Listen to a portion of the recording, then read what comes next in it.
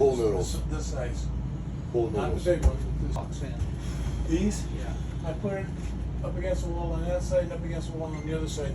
That way we're not pulling, like Paul said, air from the wall, hot air from the wall into the ceiling. Yeah. What happens on these outside returns right here, they're not sealed up. In fact, you could even fit your finger up here and I can feel some warm air coming from this outside wall in here. I was just wondering if a guy took So this, and put it on the roof, or, in that edge up there, but this works you so could. easy. Not even have to tape it, it you just slides it in could, there. because if you measure this out wherever the width is on your duct, it's 14 inches. You cut a piece 14 inches and you stuff it in there and to where it's flush right here. Yeah, that's all I did. And in fact, this little curve here gives the air a nice chance to sweep around there. Yeah. And then use that some aluminized tape to seal it all off. Seal it, But- make sure it stays. Yeah, but you'll see when you go back. I could feel the hot Yeah. air coming from the outside. So that hot outside air is mixing with your room return air, which is cutting down the efficiency. So that's why I was talking about the little things make a big difference. So for right now, we know that we're going to measure this duct here from the inside to here, see what it is. So we have 1.5 inches here. And over here we got 1.5 inches. In between This is 10 inches. So altogether we're talking this duct here is 13 inches wide. Right. So we know that this hole is centered in the ductwork, and I'm not over there yet, but we're going to check that to make that sure. So I'm using this trim here is like a set mark. So I'm going to measure off this trim because I know this stuff is all square. So we have 8 inches To the center. from the edge of the trim to center. So I'm going to come over here to this side carefully so I don't run into anybody. And I'm just going to measure this side to make sure this is the same here. So if I got 1.5 inches here, I know it's centered, which it is. So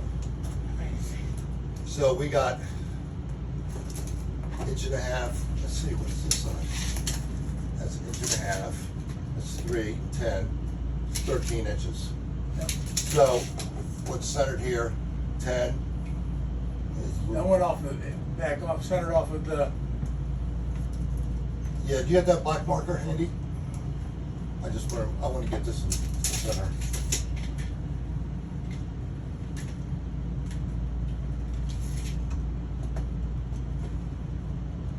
So there's center, which is 5 inches.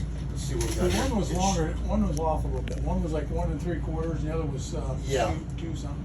So this is 8.5, but we're just going to call it 8 inches because that's plenty. We got plenty of room there. Because that cut there is only 8 inches wide. Yeah. Here's the template I made off of the Excellent. drill. Your register here, just find center to center, make some X marks on it, and this is going to be part of the pattern. So the next thing we're going to do. Now, did you revise that pattern to be bigger?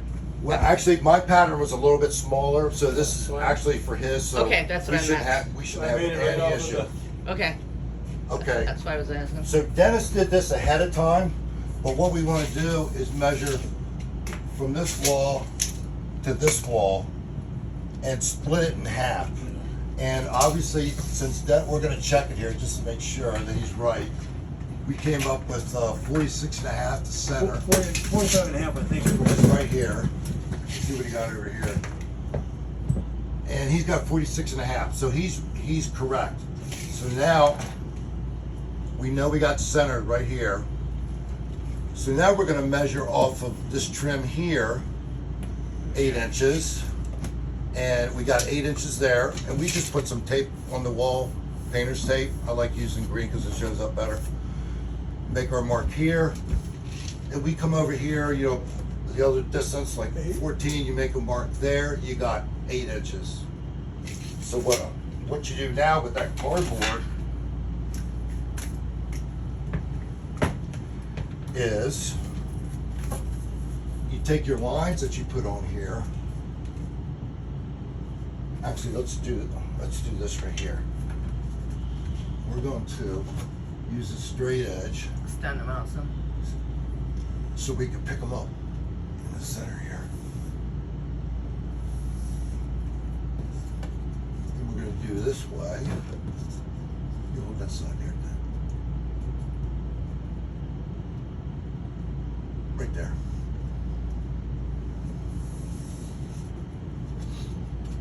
So now we got center, center. We're gonna take our pattern and just line all your lines up. See, you got a little bit more coming this way. See that, Chris? Yep.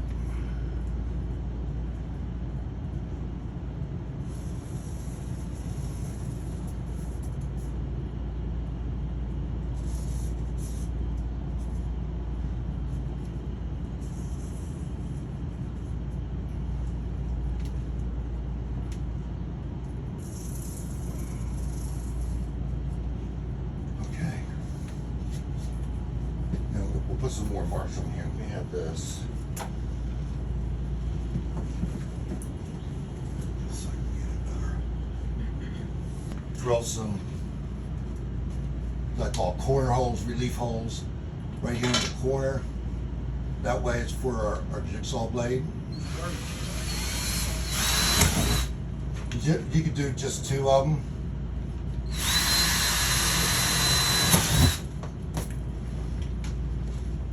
There's no wires. So. Did we know that ahead of time? No. Well, we haven't had an issue yet.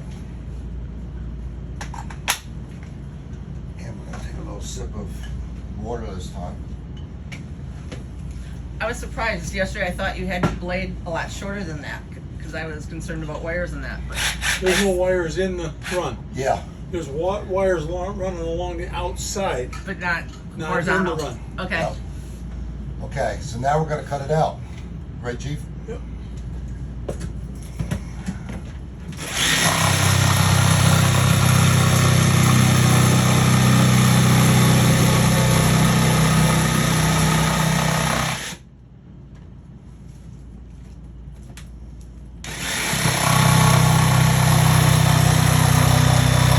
Oh, is that air conditioner off?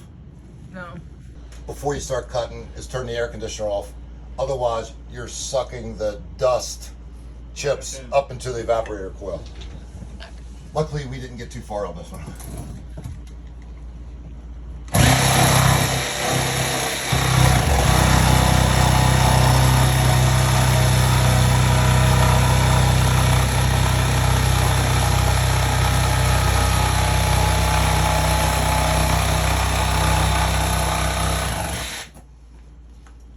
Off there.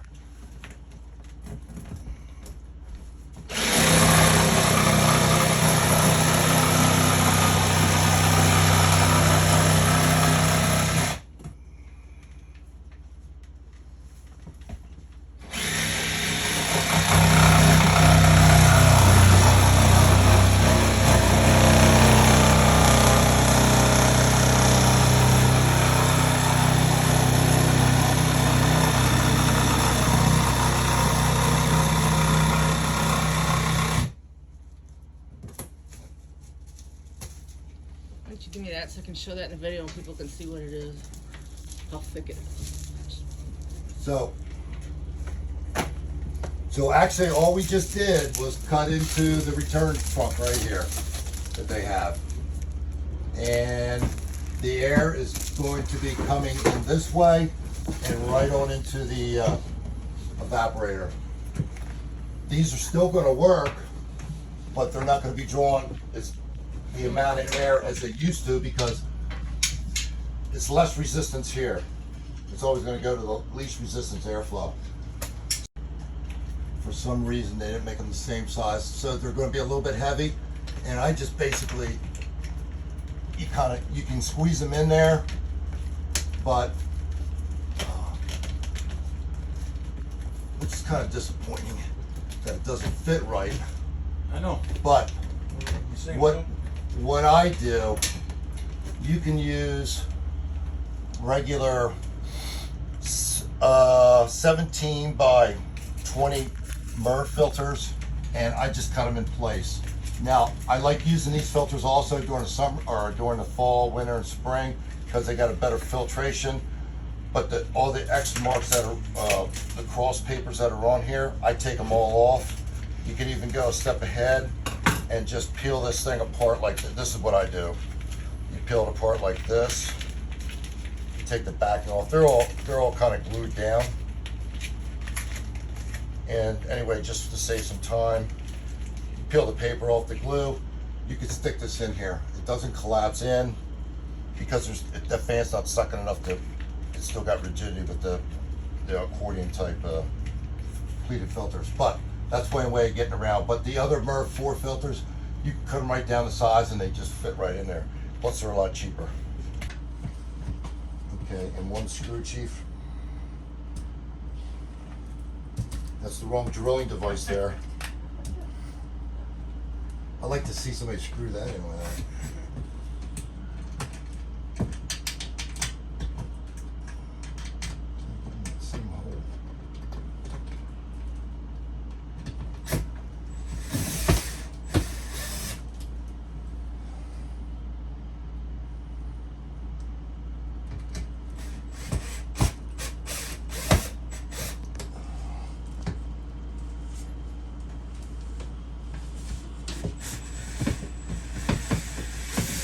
There's a new hole.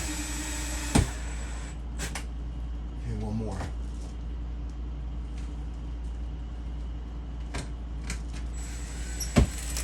Are we videotaping now? Yep.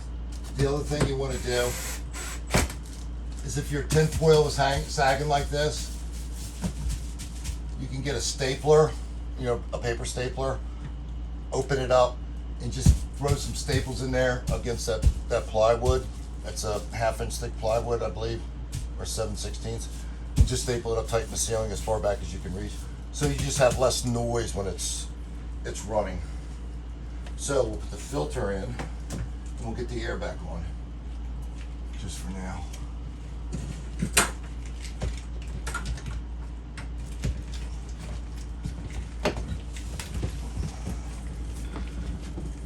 Yeah, you would think that the filter manufacturer on these and the filter maker would, or the grill maker would get together and come up with some good measurements.